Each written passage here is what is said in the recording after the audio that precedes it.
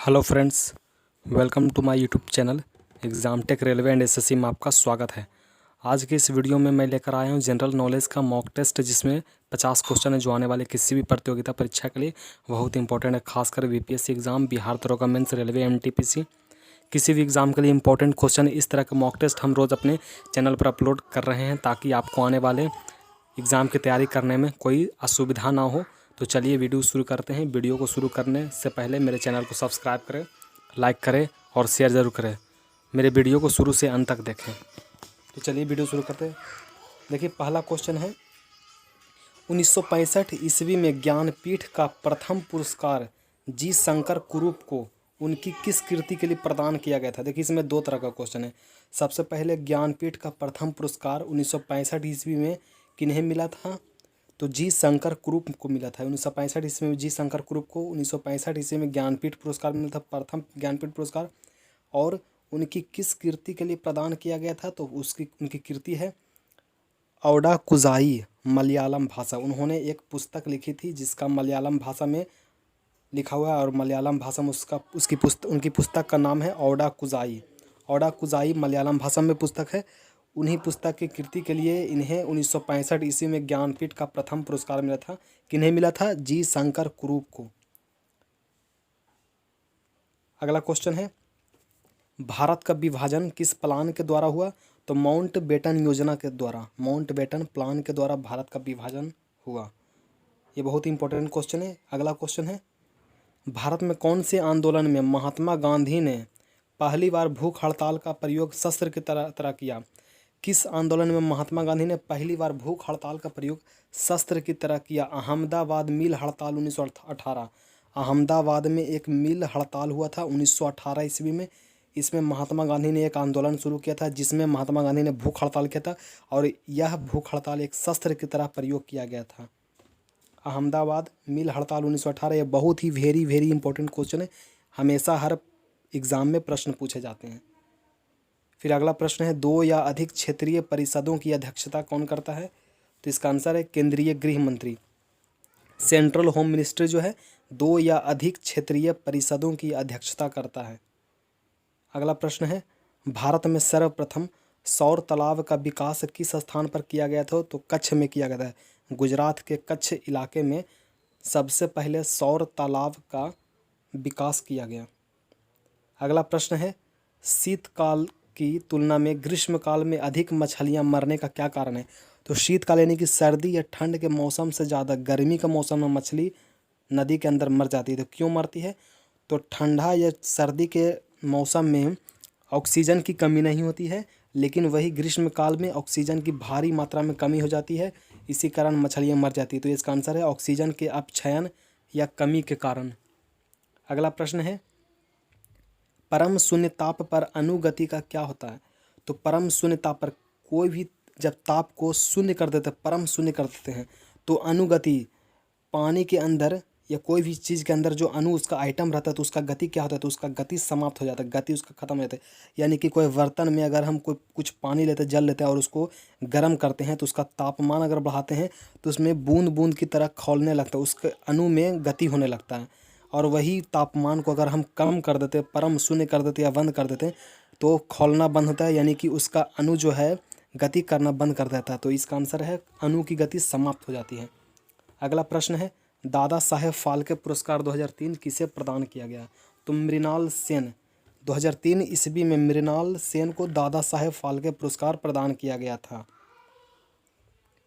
अगला प्रश्न है, खिलाफत आंदोलन के प्रमुख नेता अब्दुल वारिस संबंधित थे, तो देवबंद स्कूल से। खिलाफत आंदोलन के नेता थे, प्रमुख नेता अब्दुल वारिस संबंधित किससे थे, तो देवबंद स्कूल से। खिलाफत आंदोलन के सबसे प्रमुख नेता थे अब्दुल वारी, देवबंद स्कूल से संबंधित थे। बहुत ही इंपॉर्टेंट क्वेश्चन है। अगला प्रश्न है, बच्चों में ऑस्टियोमैलेसिया रोग किस विटामिन की कमी से होता है, तो विटामिन बी की कमी से।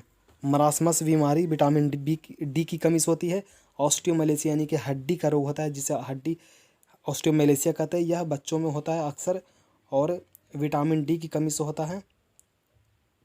और इस कमी को सूर्य के रोशनी से पूरा गया था। सुबह सुबह सूर्य की रोशनी में बच्चों को रखने से कुछ देर रखने से विटामिन डी की कमी पूरी हो जाती है, ऑस्टियोमाइलेशिया का रोग ठीक हो जाता है।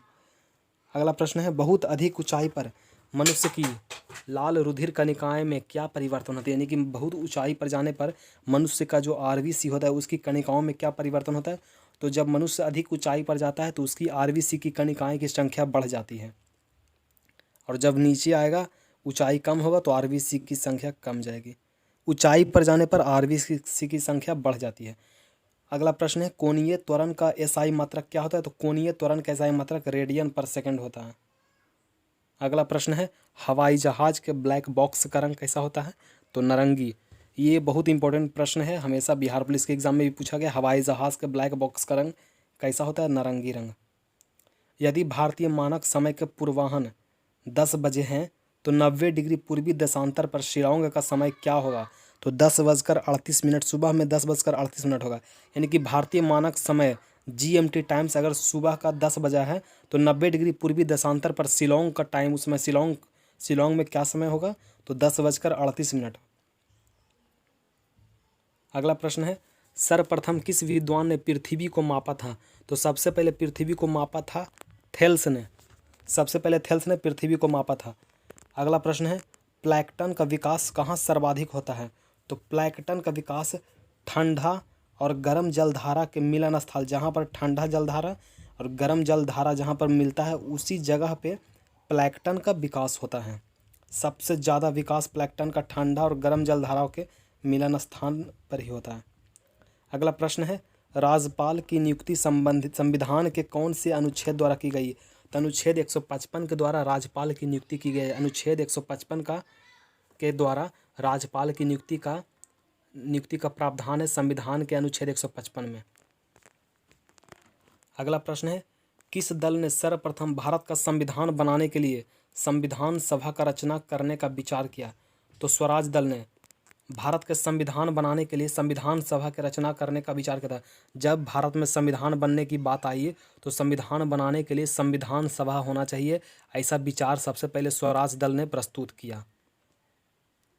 भारत की सर्वोच्च चोटी गॉडविन ऑस्टिन, यानी कि इसे केटू भी कहा जाता है, गॉडविन ऑस्टिन को केटू श्रेणी भी कहा जाता है, किस पर्वत श्रेणी पर स्थित है? तो काराकोरम पर्वत श्रेणी पर। काराकोरम पर्वत श्रेणी पर सर्वोच्च चोटी, भारत की सबसे ऊंची चोटी है गॉडविन ऑस्टिन, काराकोरम पर्वत श्रेणी पर स्थित है। अगला प्रश्न है, बांदीपुर राष्ट्रीय उद्यान किस राज्य में? तो बांदीपुर राष्ट्रीय उद्यान कर्नाटक में है। बांदीपुर राष्ट्रीय उद्यान कर्नाटक में, बहुत इंपॉर्टेंट क्वेश्चन है। अगला प्रश्न है, विक्टोरिया जलप्रपात किस नदी से संबंधित है? तो जेम्बजी नदी से। विक्टोरिया जलप्रपात जेम्बजी नदी से संबंधित है। फिर अगला प्रश्न है, धान का वैज्ञानिक नाम बताइए? तो धान का वैज्ञानिक नाम है ओराइजा सटाइवा। धान का वैज्ञानिक नाम ओराइजा सटाइवा है। अगला प्रश्न है, ट्रैकोमा बीमारी शरीर के किस अंग को प्रभावित करती है? तो आँख को। अगला प्रश्न है, सबसे चमकीला तारा है साइरस। साइरस सबसे चमकीला तारा है। फिर अगला प्रश्न है, भारत विभाजन के समय खींची गई सीमा रेखा थी? तो रेड क्लिफ रेखा। हमने आपको पहले के वीडियो में भी बताया था कि भारत के विभाजन के टाइम में एक अंतर्राष्ट्रीय सीमा रेखा खींची गई थी जिसे रेड क्लिफ रेखा कहा जाता है। अगला प्रश्न है, नंदा देवी चोटी हिमालय के किस भाग में स्थित है? तो नंदा देवी चोटी हिमालय के कुमायूं हिमालय का भाग में, कुमायूं हिमालय के भाग में नंदा देवी चोटी स्थित है। अगला प्रश्न है, शरीर की सबसे छोटी हड्डी यानी कि अस्थि स्टेप्स किस अंग में पाई जाती है? कान की हड्डी में। वेरी वेरी इंपॉर्टेंट, रेलवे में बहुत बार पूछा गया, रेलवे ग्रुप डी में। सबसे छोटी हड्डी स्टेप्स बोला जाता है जो कान की हड्डी होती है, और सबसे लंबी हड्डी जिसे फीमर कहते हैं वह जांघ की हड्डी है। अगला प्रश्न है, मैरीकल्चर में किसका उत्पादन किया जाता है? तो समुद्री जीवों का। मैरीकल्चर में समुद्री जीवों का उत्पादन किया जाता है। अगला प्रश्न है, राष्ट्रीय पर्यावरण शोध संस्थान कहाँ स्थित है? तो नागपुर में। राष्ट्रीय पर्यावरण शोध संस्थान नागपुर में शोध संस्थान है जहाँ पे पर्यावरण पर शोध किया जाता है। नागपुर में राष्ट्रीय पर्यावरण शोध संस्थान नागपुर में। अगला प्रश्न है, आधुनिक ओलंपिक के जनक माने जाते हैं Pierre day Coubertin, Pierre day Coubertin को आधुनिक ओलंपिक के जनक माना जाता है। अगला प्रश्न है, डिवाइन कॉमेडी पुस्तक किसने लिखी है, लेखक कौन है? डिवाइन कॉमेडी इंपॉर्टेंट क्वेश्चन है। तो इनके पुस्तक के लेखक हैं दांते। डिवाइन कॉमेडी पुस्तक के लेखक दांते हैं। अगला प्रश्न है, भारत की कौन सी योजना सोवियत मॉडल पर आधारित थी? तो भारत की द्वितीय योजना जो है सोवियत मॉडल पर, भारत की द्वितीय योजना सोवियत मॉडल पर आधारित थी। अगला प्रश्न है, किस तत्व का नाम आवर्त सारणी के नाम पर रखा गया है? तो इसका उत्तर है मेंडेलिवियम। अभी आधुनिक में मेंडेलीव की आवर्त सारणी हम लोग इस्तेमाल कर रहे हैं। तो आवर्त सारणी में एक तत्व है मेंडेलीव के आवर्त सारणी के नाम पर इस तत्व का नाम मेंडेलिवियम रखा गया है। अगला प्रश्न है, ब्रिटिश शासन ने महात्मा गांधी को कैसरे हिंद की उपाधि किस उपलक्ष्य में दी थी? तो ब्रिटिश शासन ने महात्मा गांधी को कैसरे हिंद की उपाधि दी थी, तो किस उपलक्ष्य में दी थी? तो महात्मा गांधी ने प्रथम विश्व युद्ध में उनकी सेवाओं के उपलक्ष्य में, तो महात्मा गांधी ने प्रथम विश्व युद्ध में इंग्लैंड सरकार की मदद की थी, इसी कारण उन्हें कैसरे हिंद की उपाधि दी। अगला प्रश्न है, गांधी जी ने 1906 ईस्वी में दक्षिण अफ्रीका में सर्वप्रथम किस आश्रम की स्थापना की? 1906 ईस्वी में गांधी जी ने दक्षिण अफ्रीका में एक आश्रम की स्थापना की जिसका नाम है टॉलस्टॉय फार्म। अगला प्रश्न है, नागार्जुन सागर बहुउद्देशीय परियोजना किस नदी पर है? तो कृष्णा नदी पर। नागार्जुन सागर बांध परियोजना कृष्णा नदी पर है। अगला प्रश्न है, आदि शंकराचार्य द्वारा स्थापित 4 मठ कहाँ स्थित है? तो पहला मठ जोशी मठ, दूसरा मठ है पुरी मठ, तीसरा द्वारिका मठ और चौथा श्रृंगेरी मठ। ये आदि शंकराचार्य द्वारा स्थापित मठ है। अगला प्रश्न है, वह स्थान जहाँ महावीर ने पूर्ण आध्यात्मिक ज्ञान प्राप्त किया जिसे कैवल्य कहते हैं? तो महावीर ने पूर्ण आध्यात्मिक ज्ञान प्राप्त किया था जिरिम्भिक ग्राम में। जिरिम्भिक गांव का नाम है जिरिम्भिक ग्राम। जिरिम्भिक ग्राम में महावीर ने पूर्ण आध्यात्मिक ज्ञान प्राप्त किया था जिसे कैवल्य ज्ञान भी कहते हैं। वेरी वेरी इंपॉर्टेंट क्वेश्चन है। अगला प्रश्न है, भारतीय संविधान के अनुसार लोकसभा के चुनाव लड़ने की न्यूनतम शैक्षणिक योग्यता क्या है? तो ऐसी किसी शैक्षणिक योग्यता की आवश्यकता नहीं है। लोकसभा चुनाव लड़ने के लिए कोई भी शैक्षणिक योग्यता पढ़ा लिखा हो या ना हो, इससे कोई दिक्कत नहीं है। शैक्षणिक योग्यता की कोई ज़रूरत नहीं है, ऐसी कोई शैक्षणिक योग्यता की आवश्यकता नहीं है संविधान में लोकसभा चुनाव लड़ने के लिए। अगला प्रश्न है, भारतीय राष्ट्रीय कांग्रेस की स्थापना में ए ओ ह्यूम अहम भूमिका थी। कांग्रेस में उनका आधिकारिक पक्ष क्या था? तो महासचिव थे। भारतीय राष्ट्रीय कांग्रेस की स्थापना में ए ओ ह्यूम को महासचिव बनाया गया था। यही प्रश्न है कि कांग्रेस में उनका आधिकारिक पक्ष क्या था? भारतीय राष्ट्रीय कांग्रेस में वे महासचिव के पद पर थे और ए ओ ह्यूम ने भारतीय राष्ट्रीय कांग्रेस की स्थापना की।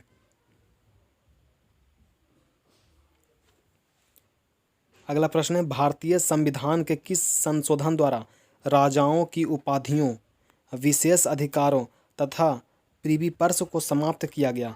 तो 26वां संविधान संशोधन द्वारा। 26वां संविधान संशोधन द्वारा भारतीय संविधान के राजाओं की उपाधियों का अंत किया गया, उसके विशेष अधिकार को अंत किया गया तथा प्रिवी पर्स को समाप्त किया गया 26वां संविधान संशोधन द्वारा। अगला प्रश्न है, गल्फ स्ट्रीम क्या है? तो गल्फ स्ट्रीम अटलांटिक महासागर में एक उष्ण धारा है। गल्फ स्ट्रीम अटलांटिक महासागर में एक गर्म जल धारा है जिसे गल्फ स्ट्रीम कहते हैं। इंपॉर्टेंट क्वेश्चन है। अगला प्रश्न है, नूबियन मरुभूमि कहाँ स्थित है? तो नूबियन मरुभूमि सूडान में स्थित है। अगला प्रश्न है, भारतीय संविधान के किस अनुच्छेद के अंतर्गत राष्ट्रपति पर महाभियोग चलाया जा सकता है? तो अनुच्छेद 61 के अंतर्गत। अनुच्छेद 61 के अंतर्गत भारतीय संविधान में ऐसा प्रावधान है, राष्ट्रपति पर महाभियोग अनुच्छेद 61 के अंतर्गत चलाया जा सकता है। अगला प्रश्न है, भारतीय संविधान कितने भागों में विभाजित है? तो 22 भाग में। भारतीय संविधान 22 भाग में विभाजित है। संविधान में 22 भाग का वर्णन है। अगला प्रश्न है, बौद्धों का ताबो मठ कहाँ है? तो बौद्धों का ताबो मठ हिमाचल प्रदेश में है। अगला प्रश्न है, नालंदा विश्वविद्यालय किस राज्य में है? तो बिहार में है। सारे लोग जानते हैं नालंदा विश्वविद्यालय, नालंदा यूनिवर्सिटी बिहार में है।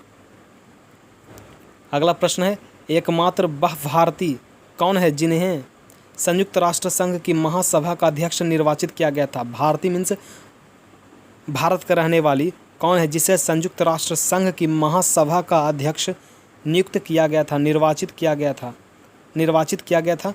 तो विजय लक्ष्मी पंडित को संयुक्त राष्ट्र संघ की महासभा का अध्यक्ष निर्वाचित किया गया था। एकमात्र ऐसी भारतीय महिला थी। अगला प्रश्न है, क्षुद्र ग्रह अवस्थित कहाँ है? तो मंगल और बृहस्पति ग्रह के बीच में क्षुद्र ग्रह है। मंगल और बृहस्पति ग्रह के बीच में क्षुद्र ग्रह अवस्थित है। अगला और लास्ट प्रश्न है, भारत रत्न से सम्मानित उत्तराखंड के एकमात्र विभूति थे पंडित गोविंद बल्लभ पंत। भारत रत्न से सम्मानित उत्तराखंड के एकमात्र विभूति थे पंडित गोविंद बल्लभ पंत। तो आगे इसी तरह हमारे चैनल पर बने रहें, क्योंकि सामान्य ज्ञान प्रश्न पत्र के एक सेट आपको रोज़ हमारे चैनल पर उपलब्ध होंगे, जिसमें 50 प्रश्न का संग्रह होगा, जो किसी भी प्रतियोगिता परीक्षा के दृष्टि से वेरी इंपॉर्टेंट क्वेश्चन होगा। आगे हम बिहार दरोगा, बिहार पुलिस या बीपीएससी या फिर बिहार एसएससी के लिए भी बिहार का स्पेशल प्रश्न 50 या फिर 30 क्वेश्चन अपने वीडियो पर उपलब्ध कराएंगे, अपने चैनल पर उपलब्ध कराएंगे। तो कैसा लगा मेरा वीडियो? अगर अच्छा लगा तो लाइक करें, सब्सक्राइब करें, शेयर करें। Thank you.